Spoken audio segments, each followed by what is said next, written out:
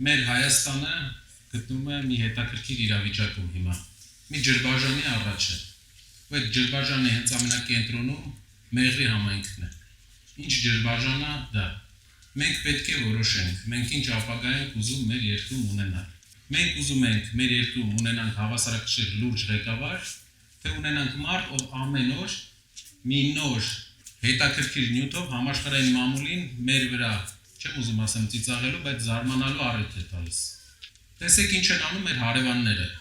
Թուրքերը ինչ են անում։ Թուրքերը զարգացնում են իրենց նավատորմը, տեխնիկա են զարգացնում, ճանապարհ են բացում դեպի Չինաստան։ Ադրբեջանցիները ինչ են անում։ Կապում են Թուրքիայի հետ, ճանապարհ են ուզում, զարգացնում են իրենց տնտեսությունը,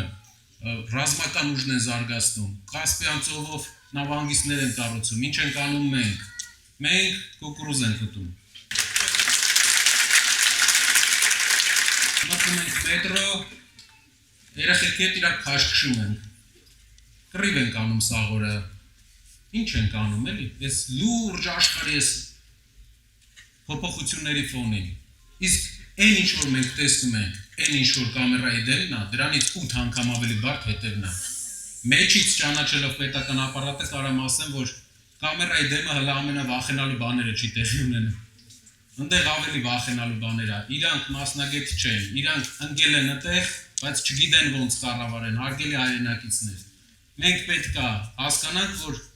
տարածաշրջանի բոլոր երկրները զարգանում են, մենք պետք է համեմատվենք տարածաշրջանի երկրների հետ, մենք չպետք է համեմատվենք մեր անցյալի հետ, 15 տարի առաջվա անցյալի հետ, դա է մեր ճանապարհը, համեմատենք Վրաստանի հետ, որը մեզ շատ առաջ է անցել մեզանից, ոչ թե մեր անցյալով մեր ժողովրդին վախեցնեն,